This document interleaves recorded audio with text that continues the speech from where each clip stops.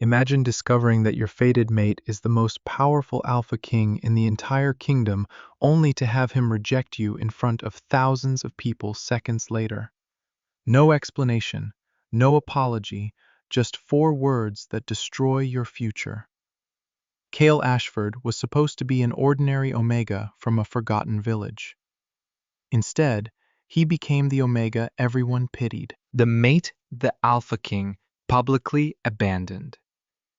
And the center of a secret powerful enough to start a war? But here's the question that changed everything.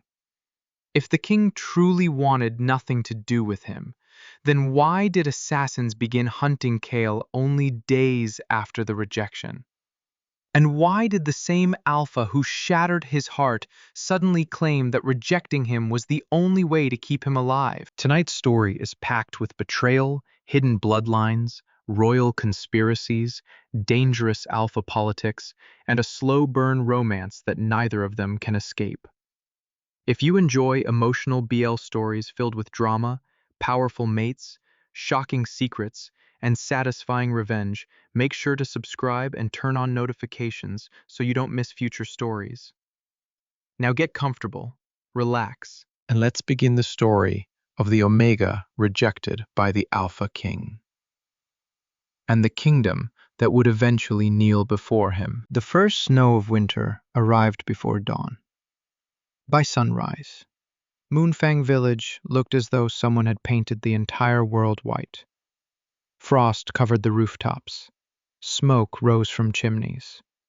Merchants opened their stalls earlier than usual, and children ran through the streets, throwing handfuls of snow at one another while their parents pretended to be annoyed. Normally, Kael Ashford loved mornings like this. Normally, he would have been outside helping his aunt clear the path in front of their home. Today, however, he sat motionless at the kitchen table, staring at the same piece of bread for nearly 10 minutes. "If you keep looking at it like that, it won't suddenly become cake," Aunt Mara said, without looking up from the vegetables she was cutting. Kael sighed. "I'm not hungry." "You've said that 3 times. Because it's true. And yet somehow you're still sitting at my table." Kael rubbed his face. His aunt chuckled quietly. She knew exactly why he was nervous. Every person in the village knew. Today was Mate Recognition Day, the most important festival in Moonfang Pack. The day young Alphas and Omegas gathered before the moon altar and discovered whether fate had chosen someone for them. Most years, only a few bonds revealed themselves. Some years, none appeared at all. But people still celebrated because hope itself was worth celebrating. Kael wasn't sure he agreed. Hope felt dangerous. Hope gave people something to lose. A loud knock suddenly rattled the front door. Before either of them could react, the door burst open and a gust of freezing air swept through the room. "Kael!" Finn shouted. "You're still alive!" Unfortunately, Finn kicked snow from his boots and grinned. He was an alpha, tall and broad-shouldered, with messy brown hair and the endless confidence of someone who had never spent more than 5 seconds worrying about anything. "I had a dream last night," Finn announced. Mara groaned. "That never leads anywhere good." "In my dream, Kael found his mate." Kael immediately stood up. "I'm leaving." "Wait!" Finn grabbed his sleeve. "The interesting part comes later." "No, it doesn't." "It does. Your mate turned out to be the daughter of a merchant." Kael blinked. "Daughter. Then she transformed into a wolf." Finn. "Then the wolf transformed into a goat." Mara laughed so hard she nearly dropped her knife. Kael stared at his friend. "You are genuinely the strangest person I know." "Thank you." "That wasn't a compliment." "I accept it anyway." Despite himself, Kael smiled. His nerves eased slightly. That was Finn's greatest talent. He could walk into any room and somehow make problems feel smaller. They finished breakfast together before heading into the village. The closer they got to the central square, the larger the crowds became. Music drifted through the streets. Vendors sold roasted nuts and sweet pastries. Children chased one another between booths decorated with silver ribbons representing the moon goddess. Everywhere Kael looked, people seemed excited. Some were laughing, some were flirting, some were clearly pretending not to be terrified. "See?" Finn said. "Everyone's nervous. That doesn't help." "Sure it does. It means if you embarrass yourself, nobody will notice." "You're unbelievably supportive." They continued walking until they reached the edge of the square. The moon altar stood at the center, carved from pale stone older than the village itself. Ancient symbols covered its surface. Pack members believed the altar had existed long before Moonfang was founded. Nobody knew who built it. Nobody knew why it worked. They only knew that every year it revealed truths people could not hide from. Kael felt his stomach tighten.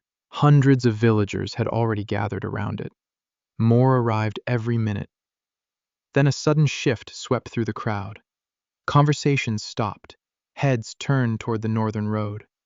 Finn frowned. What's happening? Kael followed everyone's gaze.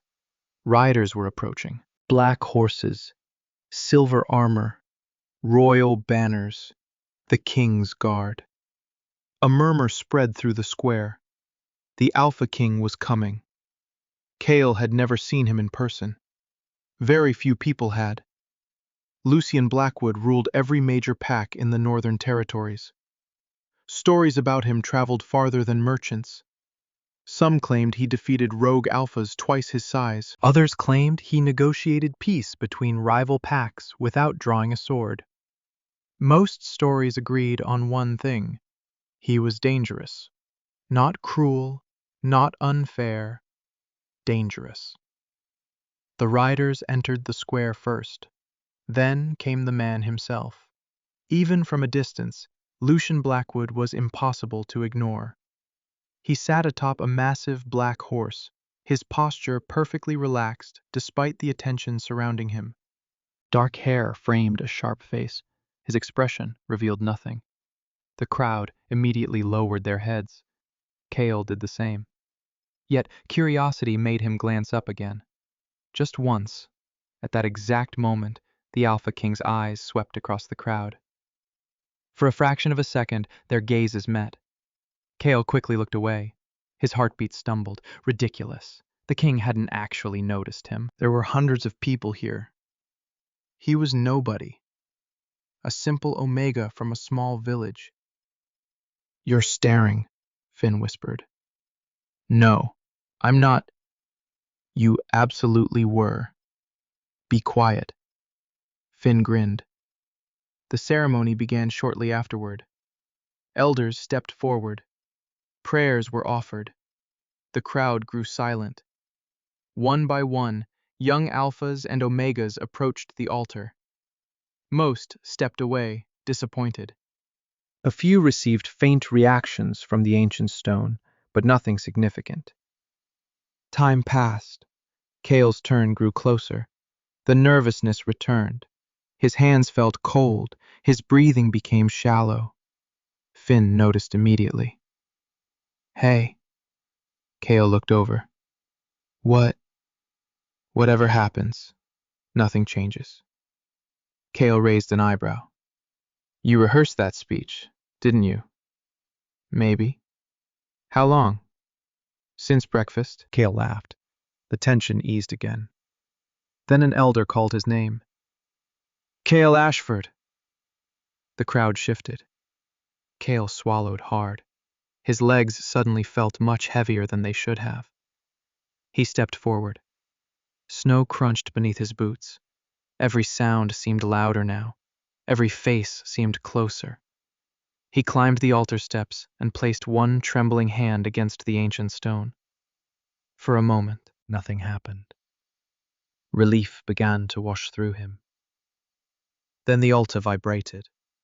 Softly at first, then harder.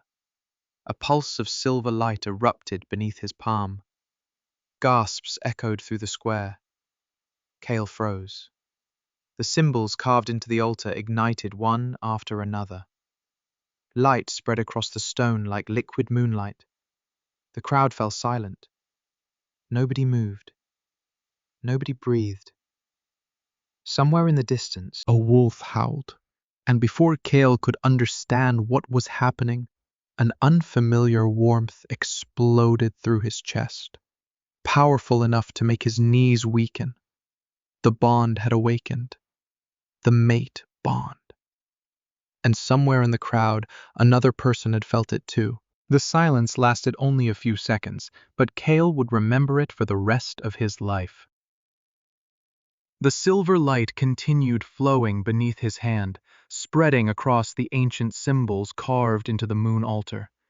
The warmth inside his chest grew stronger with every heartbeat. Around him, hundreds of villagers watched in stunned anticipation. Mate bonds were rare. Powerful mate bonds were even rarer. Whatever was happening now was unlike anything most of them had ever seen. Elder Rowan stepped forward, his weathered face unusually serious. "Remain calm," he instructed. Kael wanted to laugh at the suggestion. Calm was impossible. The energy radiating from the altar felt alive. It pulled at something deep inside him, something he couldn't explain. Then the sensation shifted. Instead of spreading through his body, it stretched outward, toward someone, somewhere nearby. A collective gasp erupted from the crowd. Kael looked up, across the square. Another figure had frozen. The Alpha King. Lucian Blackwood stood motionless beside his horse. The moment their eyes met, the bond tightened, like an invisible thread connecting them. Kael's breath caught. No, that wasn't possible. It couldn't be. The king remained perfectly still. Around him, royal guards exchanged alarmed glances. Advisors whispered urgently among themselves. Villagers stared in disbelief. Nobody spoke the truth aloud yet, but everyone understood what they were seeing. Kael's mate was the Alpha King. His mind refused to process it. The idea was absurd, impossible. He was a nobody. An ordinary Omega from a small village, the king ruled over dozens of packs. Their lives existed in entirely different worlds. Yet the bond didn't care about status. It didn't care about politics. It didn't care about common sense.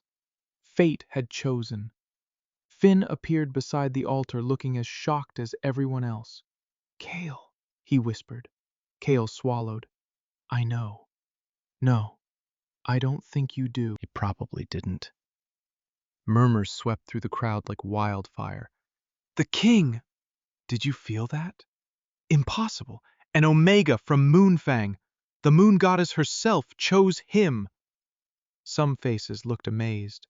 Others looked jealous. A few looked openly frightened. Elder Rowan slowly turned toward Lucian. Every eye followed him. The square became completely silent. Even the children had stopped moving. For the first time since arriving, the Alpha King stepped forward. Snow crunched beneath his boots. He climbed the altar stairs with measured confidence, his expression unreadable. Kael's heart pounded harder with every step. This was real. The bond was real. Lucian stopped only a few feet away. Up close, he seemed even more intimidating. Taller than Kael expected. Broader. Stronger. His presence alone filled the space around them. Yet his eyes were what caught Kael's attention. They weren't cold. They weren't angry. They looked troubled. Deeply troubled. For a brief moment, confusion flickered across the king's face. Then it disappeared, replaced by absolute control. Elder Rowan lowered his head respectfully.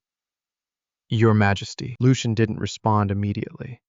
Instead, his gaze remained fixed on Kael. The bond pulsed again. Kael felt it clearly. So did Lucian. Neither could deny it. The entire square waited. Kael suddenly became aware of every detail: the cold wind against his skin, the smell of pine trees, the sound of distant horses shifting their weight. Somewhere nearby, a banner fluttered in the breeze. Small things, meaningless things, yet they felt important because his life was changing right now, in this exact moment. Finn later claimed the silence lasted less than 30 seconds. To Kael, it felt like an hour. Finally, Lucian spoke. His voice carried effortlessly across the square. What is your name? Kael blinked. He hadn't expected that question. Kael Ashford, Your Majesty. Lucian repeated the name quietly, as though testing it, memorizing it. Then he nodded once. Behind him, several royal advisors appeared, visibly uncomfortable. One older alpha stepped closer and whispered something into the king's ear. Lucian's jaw tightened. Another advisor joined him, then another. Their voices remained low, but Kael could see tension spreading through the group. Something was wrong. Very wrong. The bond still pulsed between them, yet the atmosphere had changed. Finn seemed to notice it too. Why do they look nervous? He muttered. Kael didn't answer, because he had started wondering the same thing. Lucian listened to several advisors before finally raising a hand. The whispers stopped immediately. Authority radiated from him. No one questioned his commands. No one challenged his decisions. He was the Alpha King, the strongest Alpha in the Northern Territories. The man who decided the fate of entire packs. Yet as he looked at Kael, uncertainty remained in his eyes. For the first time, Kael realized something. Lucian wasn't happy. He wasn't surprised. He wasn't excited. He looked trapped. The realization sent a chill down Kael's spine. Elder Rowan cleared his throat. Your Majesty, the bond has revealed itself before witnesses. According to tradition, Lucian cut him off. I know the tradition. His voice remained calm. Too calm. The crowd grew restless. Everyone knew what came next. A public acknowledgement. A blessing from the elders.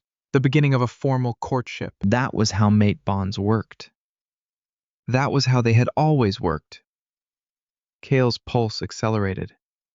Despite the strange tension, a small part of him still hoped. Maybe everything would be all right. Maybe fate really had chosen him. Maybe his life was about to become something extraordinary. Then Lucian looked directly into his eyes. And for the first time, Kael saw genuine pain there, not anger, not disgust, pain. The sight made no sense. They had never met before today. Why would the king look heartbroken? The answer arrived a second later, and it shattered everything. Lucian inhaled slowly. The square fell completely silent. Then the Alpha King spoke 4 words that would change Kael's life forever. I reject this bond. For a moment, nobody moved. Nobody breathed. Nobody understood what they had just heard. Kael certainly didn't. The words echoed inside his mind, repeating over and over again. I reject this bond. I reject this bond. I reject this bond. The warmth inside his chest vanished, replaced by something sharp, something unbearable. Gasps exploded throughout the crowd. Elder Rowan staggered backward. Finn looked as though someone had punched him. The advisors lowered their heads. They had known. Somehow, they had known this was coming. Kael stared at Lucian in disbelief, waiting, hoping, expecting him to explain, to say it was a mistake, to say there was another reason, anything. But the king said nothing. Lucian's face remained rigid, controlled, distant. Yet his eyes looked worse than before, as if the rejection hurt him too. Kael didn't care. Not anymore. Pain erupted through the bond. His knees weakened. The world tilted. Somewhere in the crowd, people began whispering. Others simply stared. Nobody knew what to say. Nobody knew what to do. Because nobody had ever witnessed an Alpha King publicly reject his destined mate. And as darkness began creeping into the edges of his vision, Kael realized one terrible truth. Every person in Moonfang would remember this day, not because he had found his mate, but because he had been rejected by him. Kael woke to the sound of rain striking the roof. For several seconds, he remained still, staring at the unfamiliar wooden ceiling above him. His body felt heavy. His chest ached. Every breath carried a dull pain that hadn't existed before yesterday. Then the memories returned. The altar, the bond, the Alpha King, the rejection. Kael immediately wished he hadn't woken up. A chair scraped across the floor nearby. Good. You're alive. Finn's voice sounded rough, as if he hadn't slept. Kael turned his head. His friend sat beside the bed holding a half-empty mug. Dark circles hung beneath his eyes. How long was I unconscious? Kael asked. Most of yesterday. Seriously? You collapsed in front of half the kingdom. Kael groaned and covered his face. Wonderful. Finn actually smiled. At least people will remember you. That's not helping. I know. Silence settled between them. Outside, rain continued falling steadily. The festival had ended hours ago, yet Kael could still imagine the whispers spreading through Moonfang Village. Every conversation, every rumor, every person discussing the Omega rejected by the Alpha King. The thought made his stomach twist. Finn seemed to notice. Don't what? Start thinking about them. Kael lowered his hand. It's a little difficult not to. Then think about something else. Such as? Finn considered the question. Food. Kael stared at him. Food. Food solves most problems. No, it doesn't. You're wrong. Before Kael could argue further, the bedroom door opened. Aunt Mara entered, carrying a bowl of soup. Relief immediately softened her features when she saw him awake. There you are. She set the bowl down and touched his forehead. Any dizziness? A little. Nausea? Some. Regret. Kael gave her a look. An enormous amount, surprisingly. Mara laughed. It wasn't a cruel laugh, more the kind someone made when things had become so terrible that humor was the only defense left. She sat beside him. Eat. I'm not hungry. Both Mara and Finn glared at him simultaneously. Kael sighed. Fine. He accepted the bowl. The soup tasted simple. Vegetables, broth, bread. Yet somehow it felt like the best meal he'd ever eaten. For a few minutes. Nobody mentioned the festival. Nobody mentioned Lucian Blackwood. Nobody mentioned the rejection. Kael appreciated that more than they realized. Unfortunately, peace never lasted long in small villages. Another knock sounded at the front door. Mara frowned. We're not accepting visitors. A second knock followed. Then a third. Whoever stood outside clearly disagreed. Finn rose from his chair.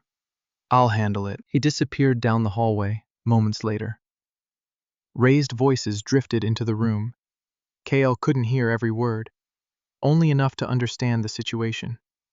Visitors, curious neighbors, more visitors, more questions. More gossip. Finn eventually returned, looking irritated.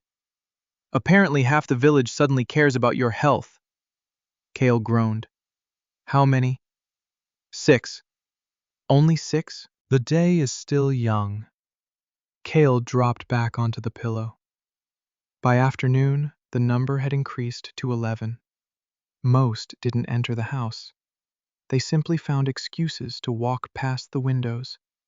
Others stopped outside the fence and whispered among themselves. Kael noticed every single one. The village felt different now, smaller somehow, less friendly.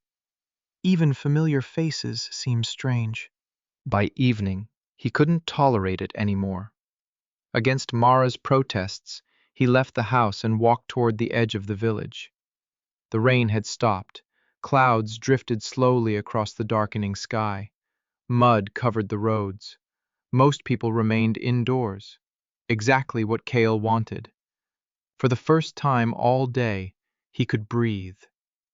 He followed an old trail leading toward the forest. The same trail he and Finn had explored countless times as children. Back then, everything seemed simple. Monsters existed only in stories. Fate sounded romantic. The future felt endless. Now, none of those things seemed true. I figured I'd find you here. Kael didn't need to turn around. Finn's footsteps were unmistakable. You always find me. Someone has to keep you alive. Finn sat beside him on a fallen log. Neither spoke for a while. The forest remained quiet except for distant birds settling into their nests. Finally, Finn broke the silence. Do you want to know what everyone is saying? Kael hesitated. No. Good choice. It's that bad? Some people think the king made a mistake. Kael snorted. And the others. Finn picked up a stick and tossed it into the bushes. The others think you did something wrong. There it was. The truth. Kael had expected it. Hearing it still hurt. Interesting. Not really. Maybe I somehow offended the most powerful alpha in the kingdom without realizing it. That's ridiculous. Maybe I stepped on his foot when I was 7. You never met him. Exactly. Finn shook his head. You're trying to joke about it? What else am I supposed to do? That question hung in the air. Neither had an answer. As darkness deepened, lanterns began appearing throughout the village below. Tiny points of golden light against the growing night. Kael watched them quietly. Somewhere among those lights were people discussing him, judging him, pitying him. None of it mattered, or at least it shouldn't. Yet part of him couldn't stop replaying the moment. Not the rejection itself, the expression on Lucian's face beforehand. That brief look of pain. It made no sense. If the king wanted to reject him, why look guilty? Why look miserable? Why hesitate? Kael hated himself for wondering. He should have been angry. Instead, he was confused. And confusion was far more dangerous. Because confusion left room for hope. Suddenly, hoofbeats echoed from the direction of the village. Both young men looked up. A rider was approaching fast. Too fast. The horse splashed through puddles as it raced down the road. Even from a distance, Kael recognized the silver armor. Royal armor. His stomach dropped. The rider didn't slow until reaching the village square. Then a horn sounded. Once, twice, 3 times. An official royal signal. Finn frowned. Why would the palace send someone here? Kael's chest tightened. Deep inside, a terrible feeling began forming. Whatever happened at the altar wasn't over. Not even close. And somewhere beyond the dark forest, beyond the mountains and rivers separating Moonfang from the capital, the Alpha King was thinking about him too. The royal messenger remained in Moonfang for exactly one night.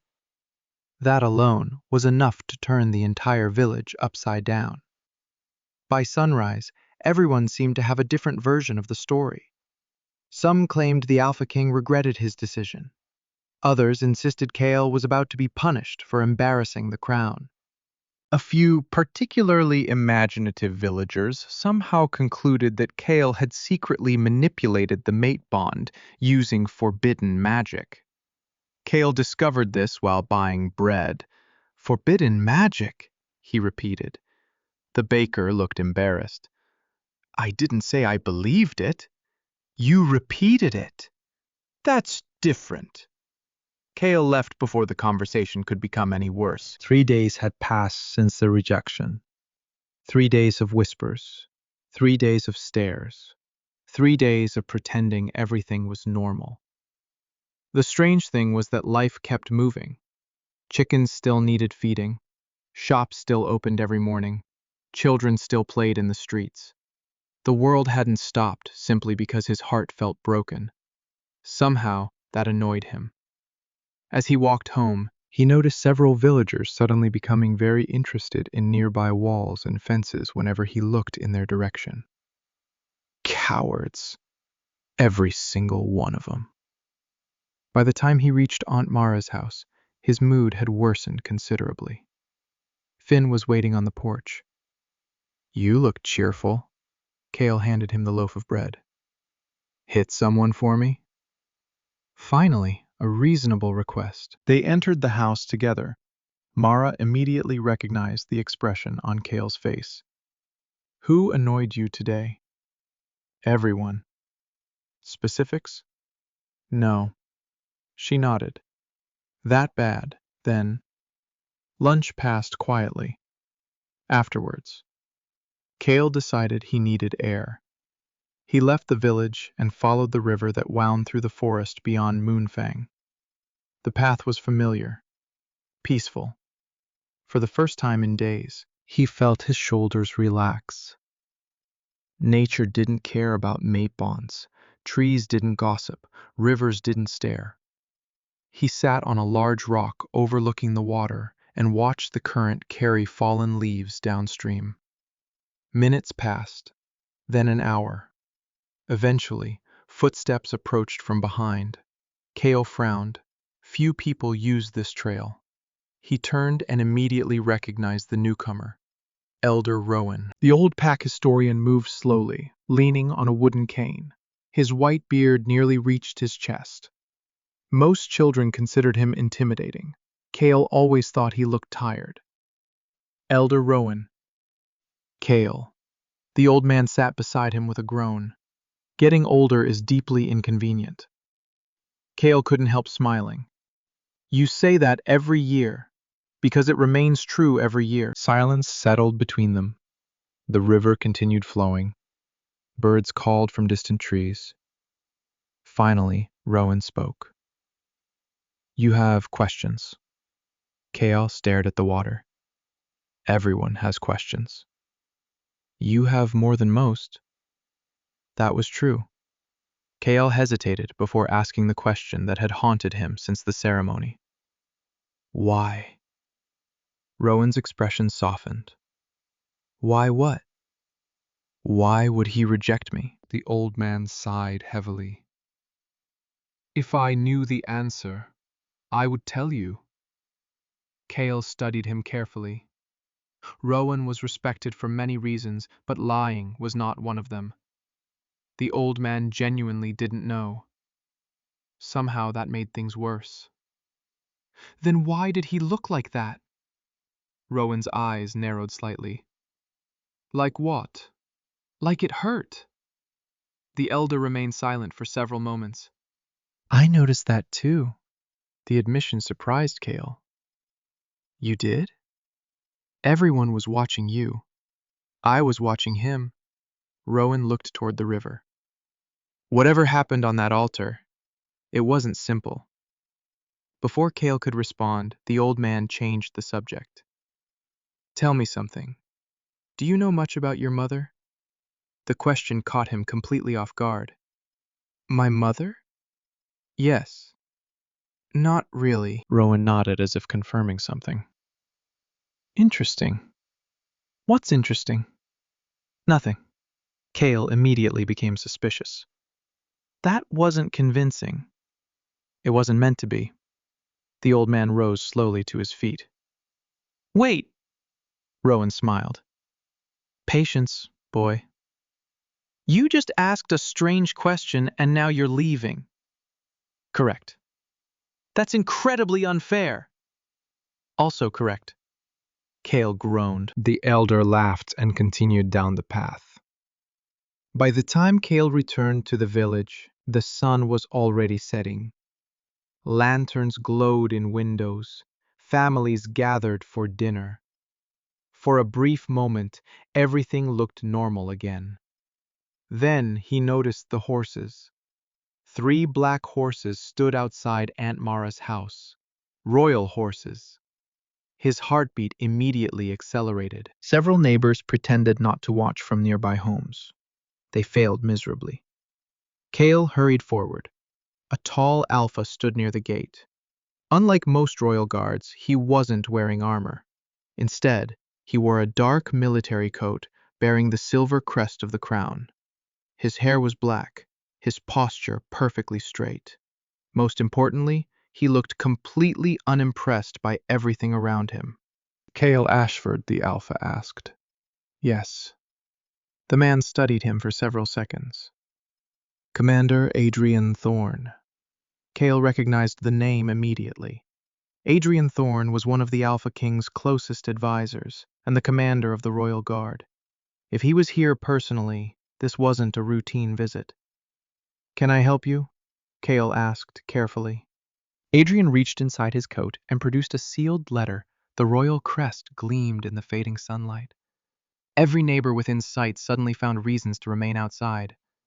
Kael accepted the letter. His hands felt strangely cold. This message comes directly from His Majesty. The entire street seemed to stop breathing. Even the wind felt quieter.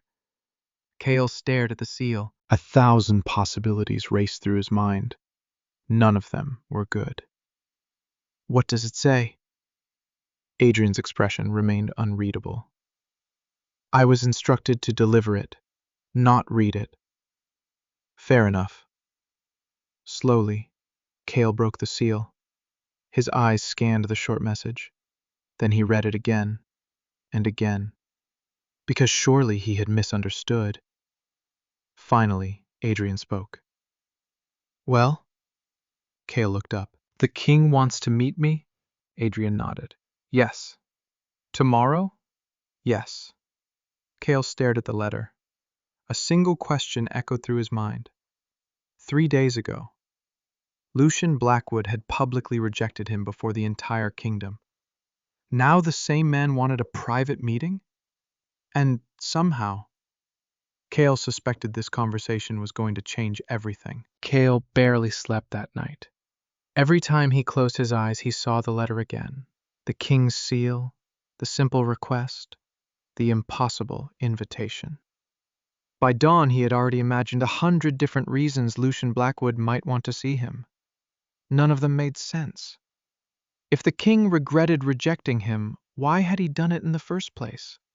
If he didn't regret it, why request a private meeting only 3 days later? The questions chased one another through his head until sunrise painted pale gold across the village rooftops. He eventually gave up on sleep and headed into the kitchen. Aunt Mara was already awake. She glanced up from the bread dough she was kneading. You look terrible. Good morning to you too. Did you sleep at all? Kael sat down heavily. Not really.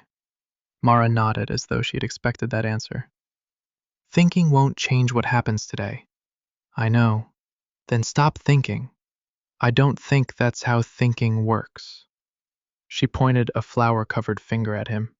You inherited that sarcasm from your father. Kael smiled, despite himself. Moments later, Finn arrived without knocking, as usual. The alpha looked unusually serious.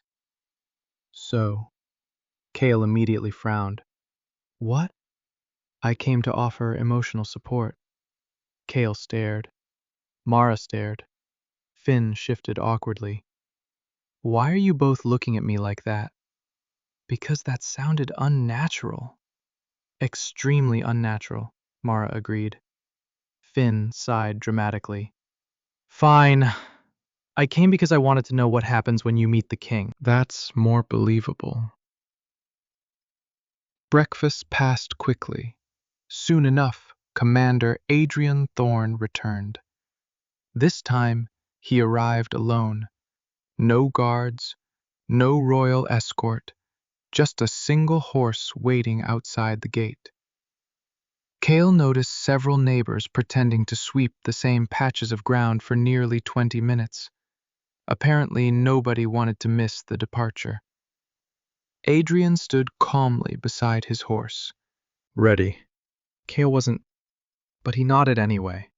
Before leaving, he hugged Aunt Mara. She squeezed him tightly. Come home. I will. That's not a request. Kael laughed softly. Then Finn stepped forward. If the king says anything stupid, punch him. Adrian raised an eyebrow. Finn immediately corrected himself. Politely punch him. Even the commander looked mildly amused. The journey to the capital took most of the day. At first, neither Kael nor Adrian spoke much. The commander didn't seem interested in conversation, and Kael wasn't sure what to say. Eventually, curiosity won. Have you known the king long? Adrian glanced sideways. Since childhood. Then maybe you can answer something. Maybe. Why did he reject me? Adrian's expression became unreadable. The silence that followed felt answer enough. You know, Kael said quietly. I know more than most. Then tell me! Adrian looked ahead, toward the distant mountains. I can't. Kael felt frustration rise immediately. Because you're loyal? Because it's not my secret! The answer lingered in Kael's thoughts for the rest of the journey. Not my secret. Which meant there was a secret. By late afternoon, the capital finally appeared on the horizon. Kael had never seen anything so large. Massive stone walls surrounded the city. Watchtowers overlooked the surrounding countryside. Countless rooftops stretched into the distance. Merchants crowded the roads leading through the gates. The sheer scale made Moonfang Village feel tiny by comparison. As they entered the city, people immediately recognized Adrian. Citizens stepped aside respectfully, guards saluted, shopkeepers lowered their heads. Kael suddenly became aware of his simple clothes. He looked like exactly what he was, a village Omega, nothing more. The palace sat atop a hill overlooking the city. White stone walls reflected the afternoon sunlight. Water flowed through decorative channels along the entrance courtyard. Everything looked expensive. Unnecessarily expensive.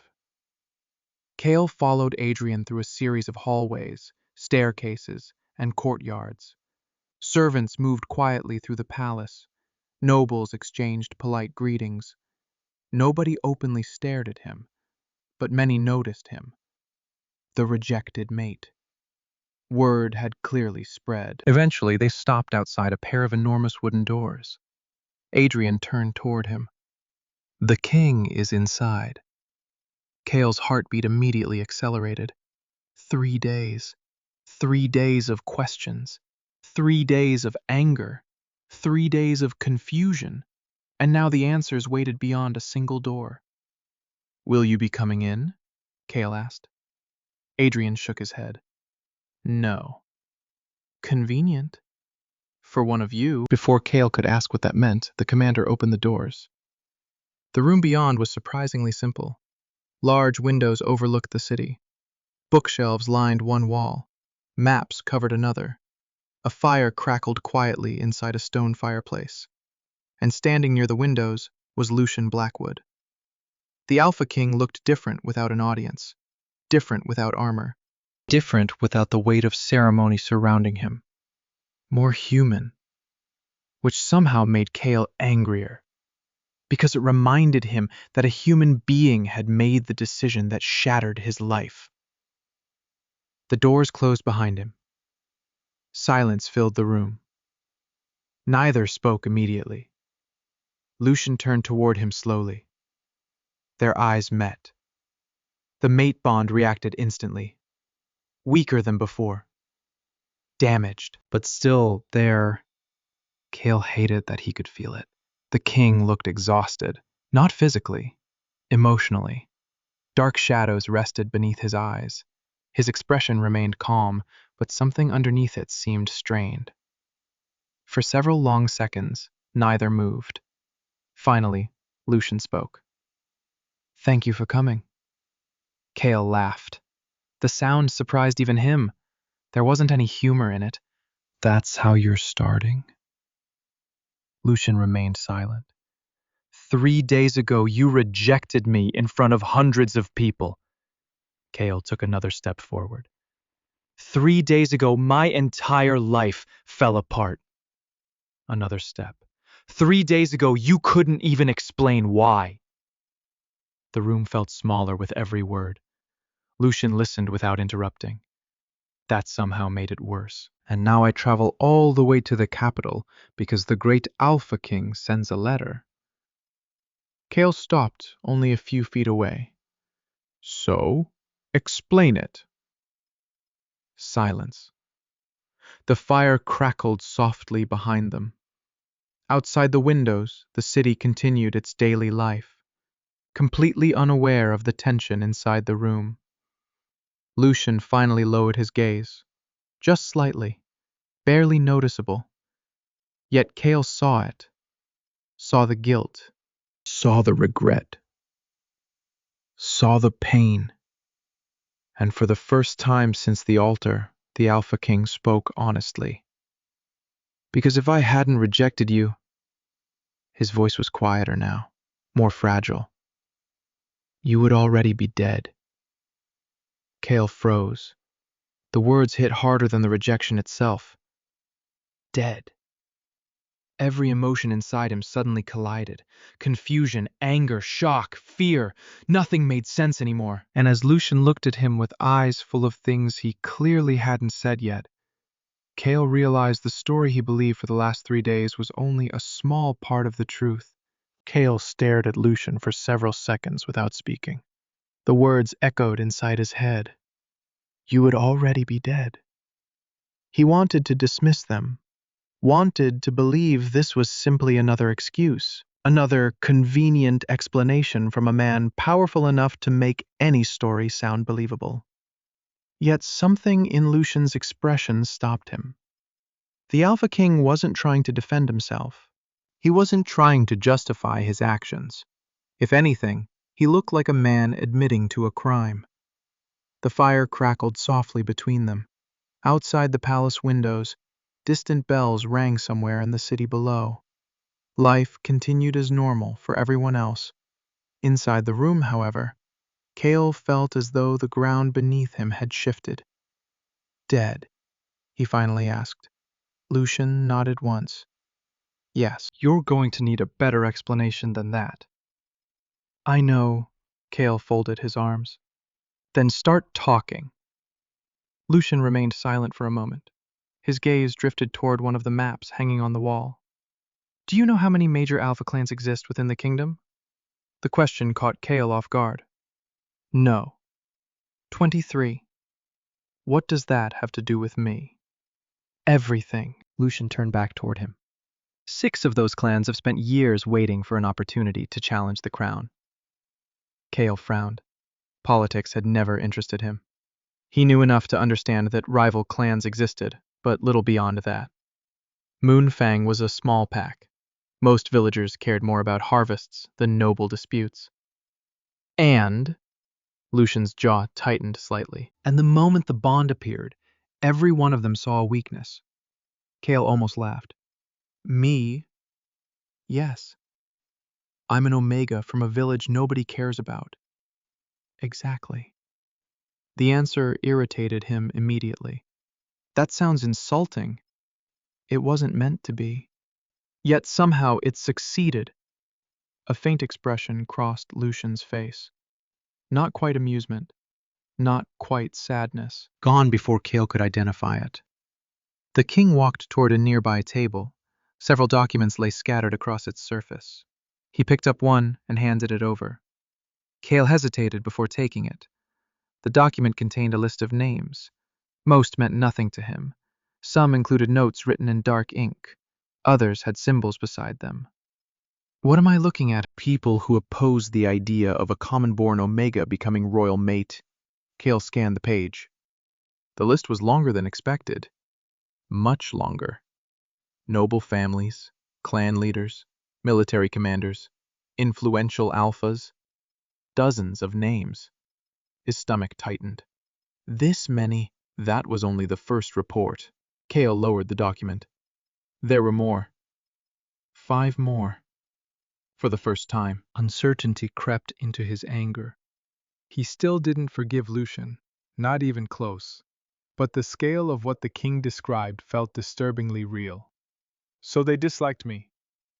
They wanted you removed. Kael forced himself to meet Lucian's gaze. Removed how? The silence that followed answered the question before words ever could. The realization made his blood run cold. Lucian noticed. You understand now. Kael looked away. Part of him did understand. Another part refused to. Then why not tell me? He asked quietly. Why reject me publicly instead of warning me? The question seemed to hurt more than the others. Lucian didn't answer immediately. He walked toward the window overlooking the city. For a long moment, he simply stood there. Because I thought I could handle it alone. Kael frowned. What? I believed if I rejected the bond, the threat would disappear. Lucian's voice sounded tired. Not physically tired, the kind of exhaustion that came from carrying the same regret for years. I thought they would lose interest. Kael stared at him. That was your plan? Yes. That was a terrible plan. Surprisingly, Lucian nodded. It was. Kael hadn't expected agreement. The response left him momentarily speechless. Most kings in stories never admitted mistakes. Lucian seemed painfully aware of his. Another silence settled between them. This one felt different, less hostile, more complicated. A knock interrupted the conversation. Before either could respond, the door opened. Commander Adrian entered carrying several documents. He stopped immediately upon noticing the tension in the room. Am I interrupting? Yes, Kael answered. Good, Adrian replied. Kael blinked. The commander crossed the room and handed the papers to Lucian. Unlike the king, Adrian appeared completely composed. Nothing seemed capable of rattling him. The council meeting begins in 30 minutes, Adrian said. Wonderful. No, not wonderful, Lucian sighed. Fair point. Adrian finally looked toward Kael. How are you finding the capital? Confusing. That is the correct answer. Kael couldn't help smiling slightly. Adrian's expression never changed. Somehow that made the comment funnier. The commander left shortly afterward, taking most of the room's tension with him. Once the door closed, Lucian rubbed the bridge of his nose. I hate council meetings. The admission surprised Kael. You're the king. Exactly. That doesn't explain anything. It explains everything. For the first time since arriving at the palace, Kael almost laughed. Almost. The moment passed quickly. His gaze landed on another document resting atop the table. A familiar name caught his attention. Moonfang. He reached for it before realizing what he was doing. Lucian didn't stop him. The report contained information about his village, trade records, population estimates, patrol schedules, routine administrative details. Then he saw something strange. a section marked confidential. Several lines had been blacked out. What's this? Lucian crossed the room the moment he saw the page. His expression changed, not dramatically, just enough for Kael to notice. Nothing important. Kael immediately became suspicious. That's obviously a lie. Kael, you just spent an hour explaining how keeping secrets caused all of this. Lucian opened his mouth, then closed it again. The argument was difficult to refute. Kael waited. Eventually, the king exhaled slowly. There are records connected to your family. The room suddenly felt much quieter. My family? Lucian nodded. Specifically your mother. Every instinct told Kael this conversation mattered. A lot. He thought back to Elder Rowan's strange question by the river. Do you know much about your mother? At the time, it had seemed random. Now it didn't. What records? He asked carefully. Lucian hesitated. For the first time since the conversation began, genuine uncertainty appeared in his eyes. I'm not sure how much you were told growing up. Almost nothing. Then someone should have explained years ago. Kael's heartbeat quickened. The mate bond, the rejection, the threats. None of it suddenly felt like the center of the story anymore. Something larger existed beneath it all. Something hidden. Something connected to his family. And judging by the expression on Lucian's face, whatever secret had been buried all these years was finally beginning to surface. Kael spent the rest of the afternoon thinking about a woman he could barely remember. His mother had been dead for most of his life. He remembered fragments rather than memories. A soft voice singing while cooking, warm hands brushing his hair away from his face, the scent of wildflowers, a silver pendant she always wore beneath her clothes. Nothing more. Nothing that explained why royal records existed about her. Nothing that explained why Lucian had suddenly looked uncomfortable when her name appeared. By evening, a servant escorted Kael to a guest chamber on the eastern side of the palace. The room was larger than Aunt Mara's entire house. There was a fireplace, a balcony overlooking the city, shelves filled with books, and a bed so large it seemed designed for giants. Kael hated it immediately. Something wrong? The servant asked politely. This room could comfortably house 3 families. The servant blinked. Would you like a smaller one? Kael considered it. No, I just wanted to complain. The servant nodded, as if that made perfect sense. Once alone, Kael wandered onto the balcony. The capital looked entirely different at night. Thousands of lanterns glowed across the city like stars scattered across the earth. Somewhere below, music drifted through the streets. Merchants called out final sales before closing. Carriages rolled along stone roads. The world felt enormous. He had spent most of his life believing Moonfang was the center of everything. Standing here, he realized how small his village truly was. The thought should have made him uncomfortable. Instead, it made him miss home. A knock interrupted his thoughts. Come in. The door opened. To Kael's surprise, Adrian entered carrying a wooden box. You again. Your enthusiasm is overwhelming. Kael pointed toward the box. What's that? Adrian placed it on a nearby table. Dinner. Kael stared. You personally delivered dinner? No. Then why are you delivering dinner? Adrian considered the question. The king said if I didn't bring it myself, you would assume it was poisoned. Kael blinked, then blinked again. I wasn't going to assume that. Adrian looked unconvinced. You absolutely were. Unfortunately, he wasn't entirely wrong. The commander opened the box. Inside were several plates of food. Fresh bread, roasted meat, vegetables, fruit, enough to feed a small army. This is ridiculous. The palace kitchen shares your opinion. Despite himself, Kael laughed. Adrian actually seemed relieved. Good. Good. You've looked angry since arriving. That's because I am angry. Reasonable? The commander moved toward the door. Before leaving, he paused. For what it's worth, Kael looked up.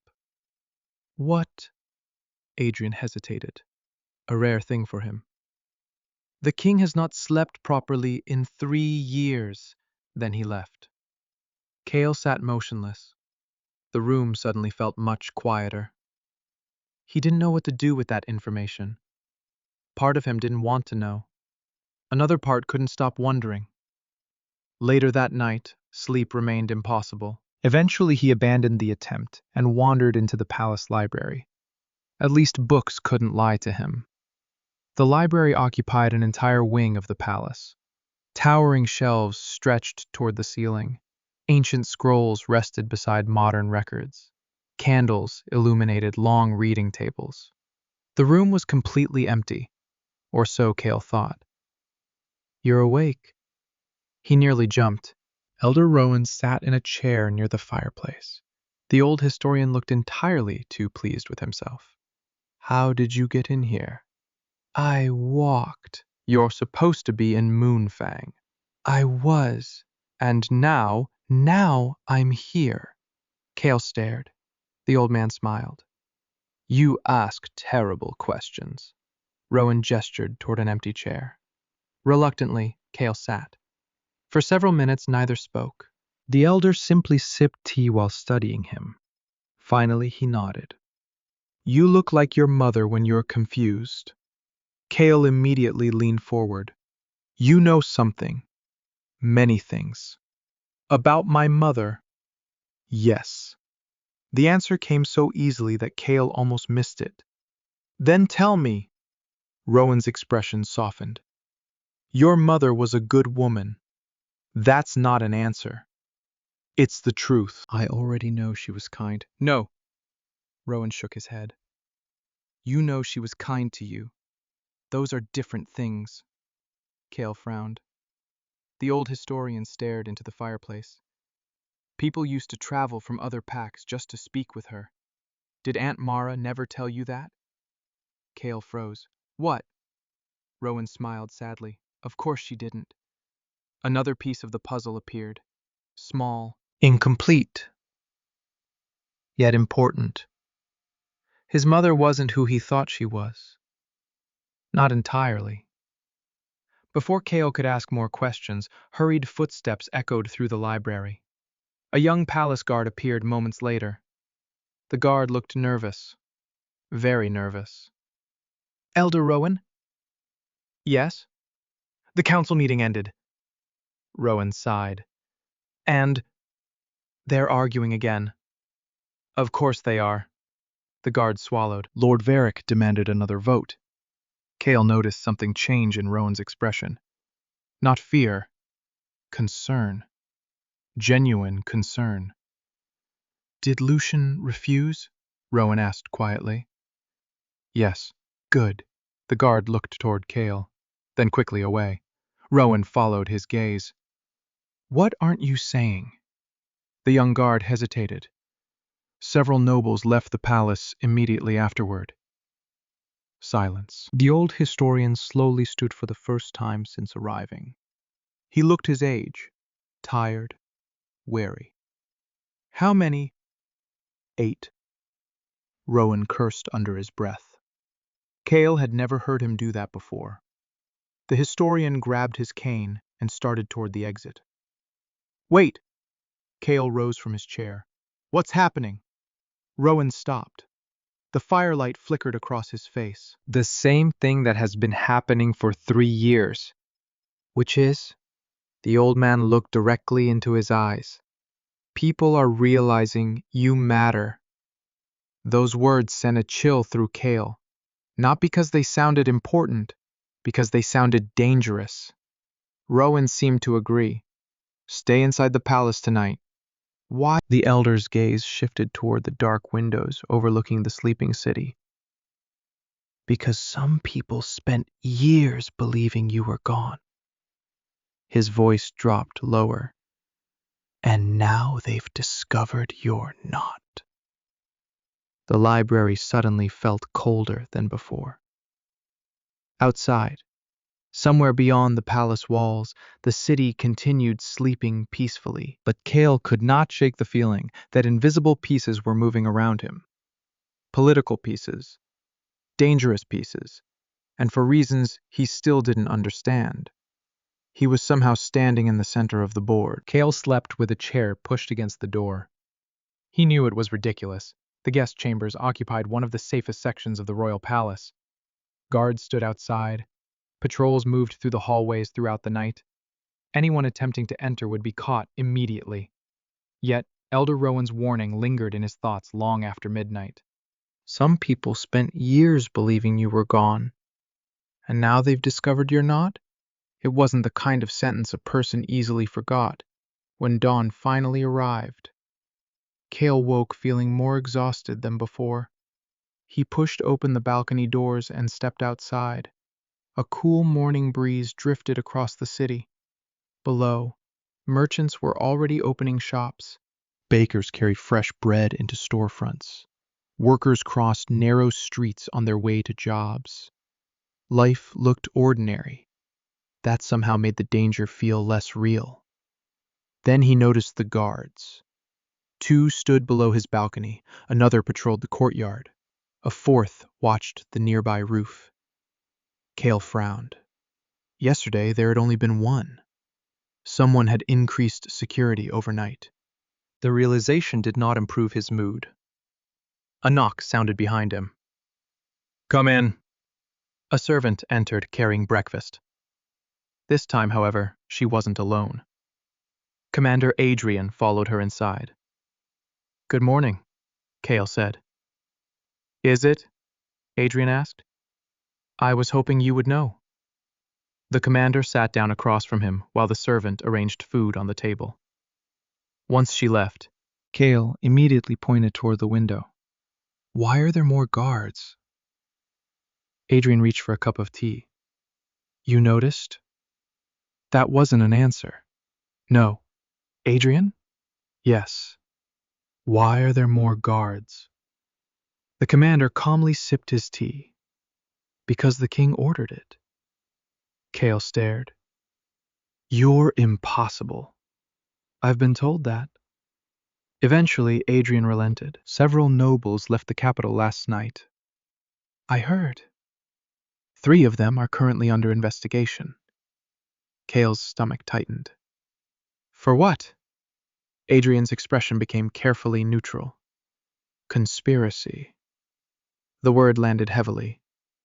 Kael wasn't sure what disturbed him more, the fact that conspiracies apparently existed, or the fact that Adrian said it so casually. Before he could ask another question, a second knock interrupted them. This one was sharper, more urgent. Adrian immediately stood. The door opened. A palace guard stepped inside. His face looked pale. "Commander!" Adrian's posture changed instantly.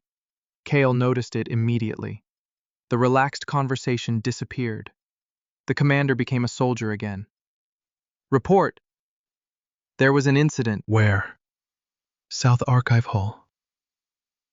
Adrian's eyes narrowed. "Anyone hurt?" "No." Kael listened carefully. The guard hesitated. "Someone broke in during the night." Silence. Adrian set his tea down. "What was taken?" The guard swallowed. "Nothing." That answer surprised everyone in the room. "Nothing?" Adrian repeated. "No documents missing? No valuables missing? Nothing damaged? Then why call it a break-in?" The guard shifted uncomfortably. "Because someone searched specific records." The commander's expression darkened. "Which records?" The guard glanced toward Kael. That was all the answer anyone needed. Adrian dismissed him immediately. Once the door closed, the room fell silent. Kael slowly lowered his fork.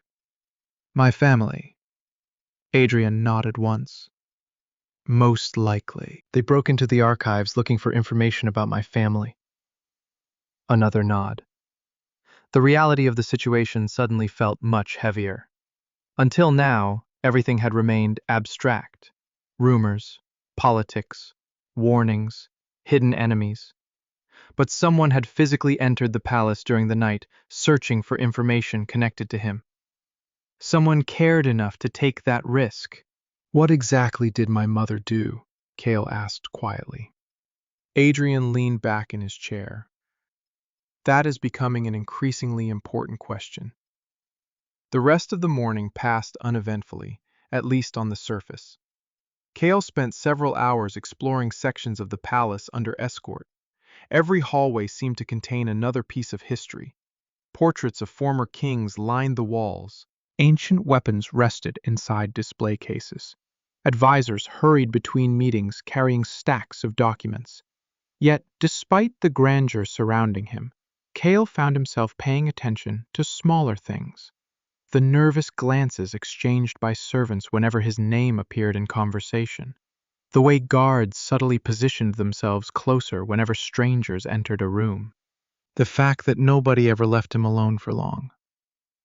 By afternoon, he reached a simple conclusion. He was not a guest. He was a problem. The realization irritated him. He was walking through one of the palace gardens when another voice interrupted his thoughts. You look offended. Kael turned. Lucian stood nearby. Unlike their previous meetings, the king wore simple, dark clothing instead of formal attire. No crown, no ceremonial armor, no advisors, just Lucian. Somehow that made him harder to ignore. I am offended, Kael replied. About what? Everything. To his surprise, Lucian nodded. Reasonable. Kael wasn't sure how to respond to that. They began walking through the garden together. Neither had planned it. It simply happened. The path wound between flowering bushes and small stone fountains. Birds perched on tree branches overhead.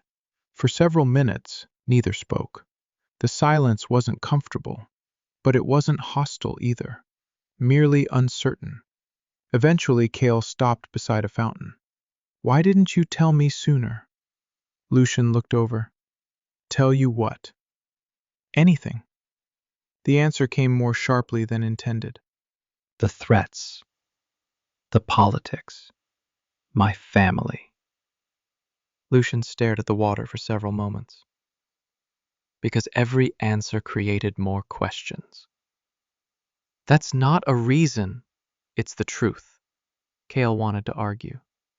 The frustrating part was that he understood exactly what Lucian meant. Every explanation revealed another mystery. Every mystery revealed another secret. It never seemed to end. Suddenly, a faint sound reached them. A metallic click. Small. Easy to miss. Lucian reacted immediately. His head snapped toward a nearby hedge. Kael barely had time to register the movement before the king grabbed his arm and pulled him sideways. Something flashed through the air. A knife. The blade struck the fountain behind them with a loud crack. Stone shattered. Water exploded outward. Kael stumbled backward in shock. Everything happened at once. Guards appeared from seemingly nowhere. Shouts echoed through the garden. A dark figure sprinted through the hedges toward the outer wall. Alive! Lucian shouted. Take him alive! Several guards gave chase. Within seconds, the garden transformed from peaceful to chaotic. Kael stared at the knife embedded in the fountain. The blade vibrated slightly. Water dripped from the damaged stone. His heart hammered against his ribs. Someone had just tried to kill him. Not threaten him. Not investigate him. Kill him. Lucian stepped closer. Are you hurt? Kael shook his head. The king visibly relaxed, just slightly, yet Kael noticed. For several seconds, neither spoke. Around them, guards continued searching the grounds. The chaos felt distant, unimportant, because one fact remained impossible to ignore. Lucian had moved before anyone else. Before the guards. Before the alarms. Before Kael even understood the danger. He had protected him without hesitation. The realization complicated everything. Kael wasn't ready for that. Not yet. Then a horn sounded somewhere beyond the garden walls. One sharp blast, then another. Adrian's voice echoed in the distance, barking orders.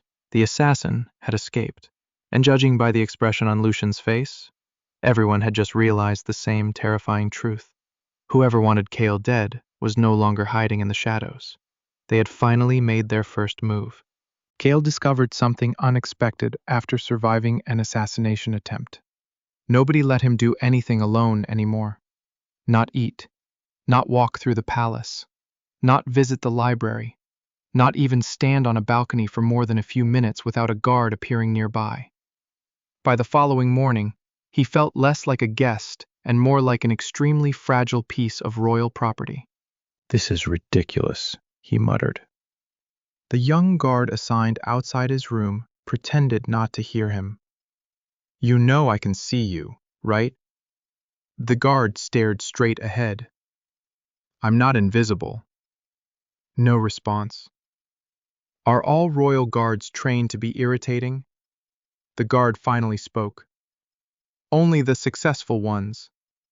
Kael groaned and closed the door. A few minutes later, another knock sounded. This time, it was Elder Rowan. "You look grumpy." "Someone threw a knife at me yesterday." "A fair point." The old historian entered, carrying several books. Kael immediately noticed the excitement in his eyes. That alone made him nervous. Whenever Rowan looked excited, secrets usually followed. "What happened?" Kael asked. Rowan placed the books on a nearby table. "I found something." There it was. Kael sat down. "About my mother." "Possibly." The elder opened one of the books carefully. Most pages appeared centuries old. Notes filled the margins. Family names appeared repeatedly throughout the text. Rowan flipped through several sections before stopping. "Tell me what you see." Kael leaned closer. The page contained a drawing of an unfamiliar symbol, a crescent moon surrounded by intertwining vines. Beneath it sat a single title, House Ilarion. "Should I know what that means?" Rowan smiled. "No." "Helpful." "I'm getting there." The historian tapped the page gently. "This family disappeared almost 20 years ago." Kael frowned. "And your mother's name appears in their records." The room suddenly felt much quieter. Kael stared at the page. "That's impossible." "Maybe. You don't sound convinced." Rowan's smile faded. "I'm not." Before the conversation could continue, another knock interrupted them. The door opened. Adrian stepped inside. One look at Rowan's face told him exactly what was happening. "You found something." "Maybe." "That means yes." Rowan looked slightly offended. "You make me sound predictable." "You are predictable." The old historian sighed dramatically. Adrian ignored him and turned toward Kael. "The king wants to see you." Kael blinked. "Again?" "Again." "Does he ever work?" Adrian stared at him. "You realize you're asking that about the king?" "Yes." "The person currently running an entire kingdom?" "Correct." Adrian looked as though he regretted entering the room. "Come with me." The journey through the palace felt different now. More guards, more tension, more whispered conversations stopping the moment they passed. News of the assassination attempt had clearly spread. Nobody said anything directly, but people watched him differently. like they were trying to solve a puzzle. Eventually, they reached Lucian's office. The king stood near a large map covered in colored markers. Several sections had been circled in red ink. Kael immediately noticed the lack of advisors. No nobles, no council members, just Lucian. The moment Adrian left and closed the door behind them, silence settled across the room. Kael folded his arms. Let me guess. Someone else tried to kill me? Not today. Good. My schedule was getting crowded. A faint smile almost appeared on Lucian's face before disappearing again. You joke when you're nervous. I joke when everyone around me becomes mysterious. Lucian couldn't argue with that. He walked toward the desk and picked up a folded document. This arrived this morning. Kael accepted it carefully. The letter contained no signature, no seal, no identifying marks. Only a short message written in dark ink. Stop searching. Some truths should remain buried. Kael read it twice, then a third time. That's concerning. Yes. Who sent it? We're trying to determine that. Kael looked up. And by we, you mean Adrian is trying while everyone else pretends to be useful. To his surprise, Lucian laughed quietly. The sound lasted barely a second, yet it completely changed the atmosphere of the room. For the first time, Kael saw something other than the Alpha King. He saw a person, a tired person, one carrying far too many responsibilities. The realization irritated him. It would have been easier if Lucian remained impossible to like. Unfortunately, reality rarely cooperated. What happens now? Kael asked. Lucian's expression became serious again. Now we keep looking. For information about my family. For information about everything. Kael glanced toward the map. Several locations marked in red suddenly drew his attention. What are those?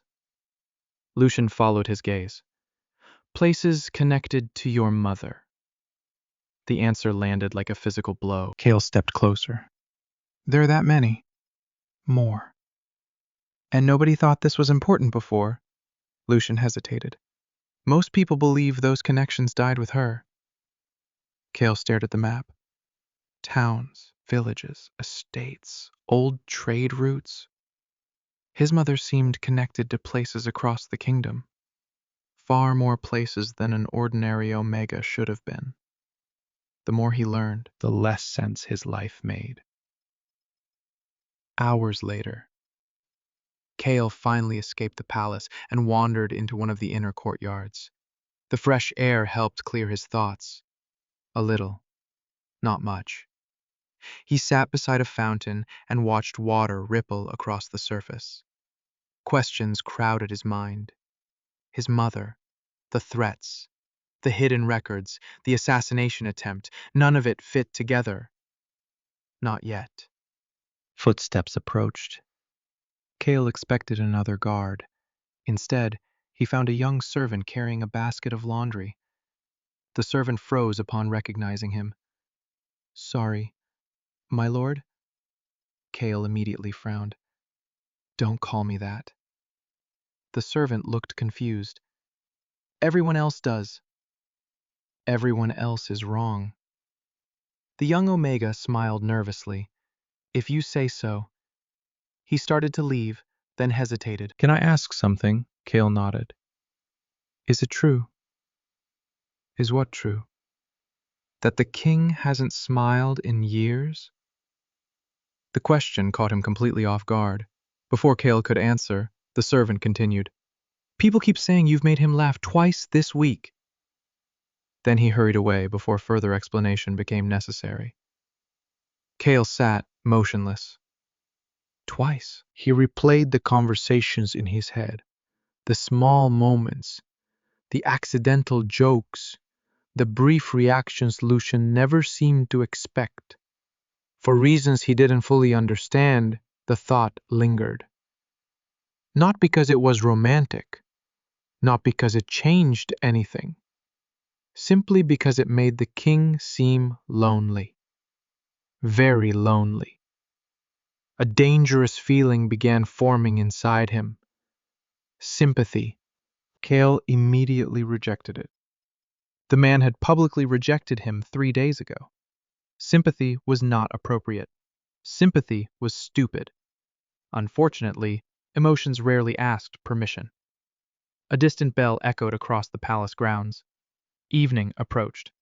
The sky darkened. Servants lit lanterns along the walkways. Somewhere above, clouds gathered. A storm was coming. Kael rose from the fountain and headed back toward the palace. Halfway across the courtyard, he noticed movement on a nearby rooftop. Just a shadow, barely visible, gone almost immediately. He stopped walking. The sensation returned. The same instinct that had warned him in the garden. Someone was watching. Kael slowly looked around. Guards stood nearby. Servants crossed the courtyard. Everything appeared normal. Yet he couldn't shake the feeling. High above the palace, hidden among shadows and gathering clouds, unseen eyes followed his every movement. And somewhere, beyond those walls, someone was becoming desperate enough to take bigger risks. The storm arrived shortly after midnight. Rain hammered against the palace windows with enough force to rattle the glass. Wind howled through the towers. Thunder rolled across the capital like distant drums. Most people would have remained asleep beneath warm blankets. Kael was not most people.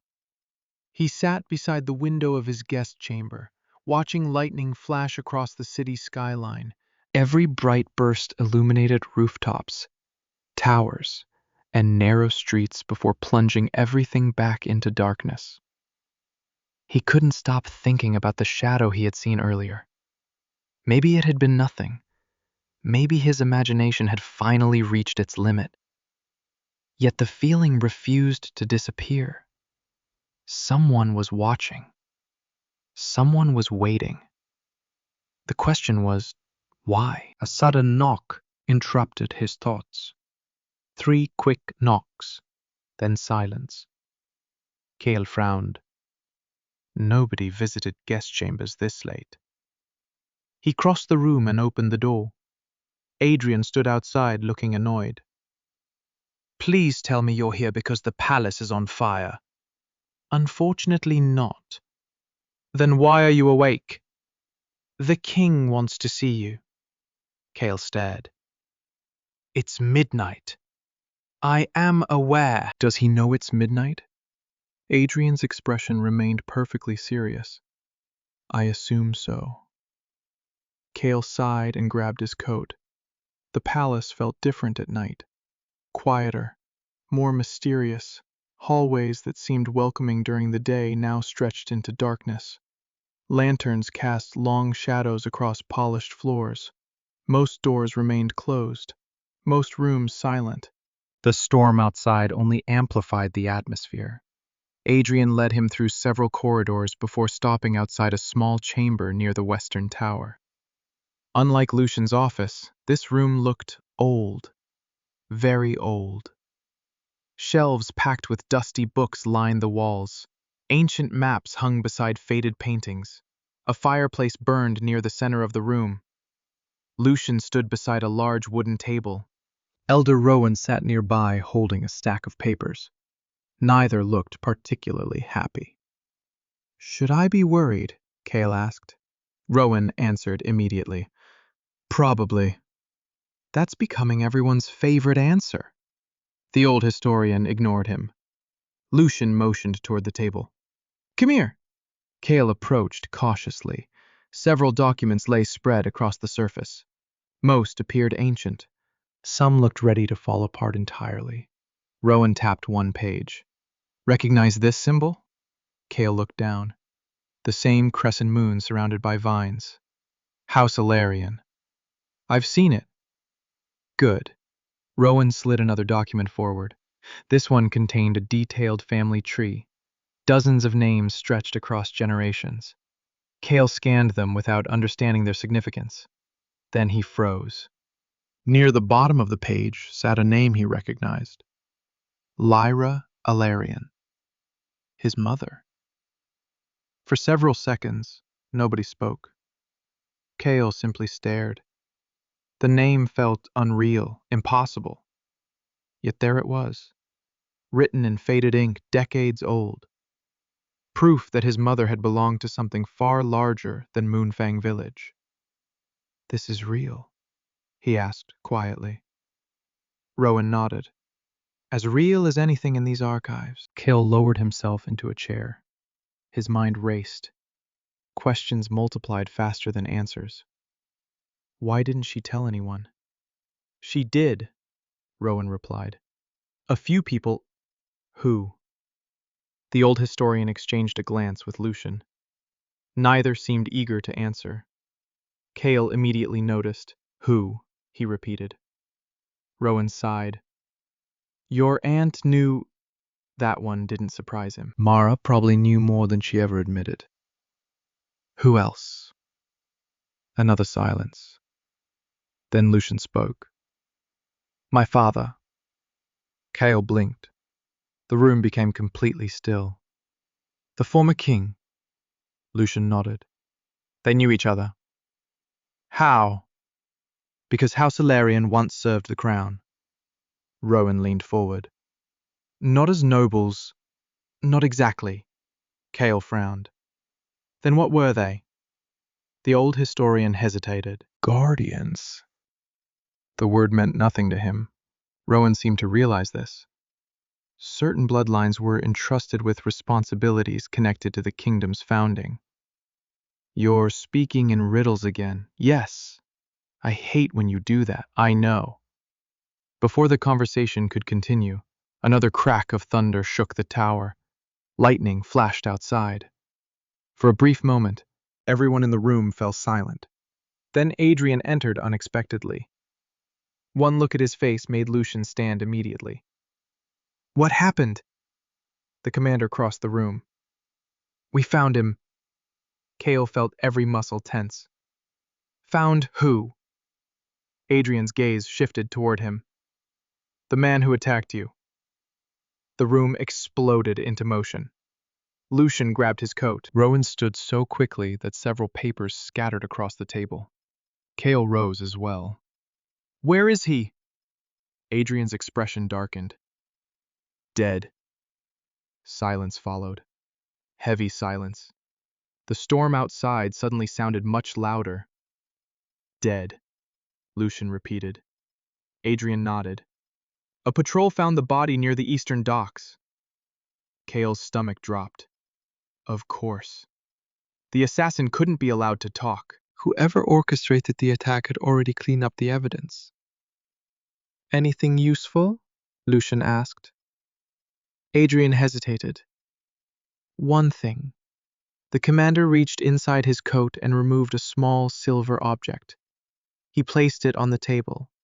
The room instantly became quiet. Even Rowan seemed startled. Kael looked down. A ring. Simple, elegant, marked with an unfamiliar crest. Lucian's jaw tightened. Rowan muttered something under his breath. Neither reaction made Kael feel better.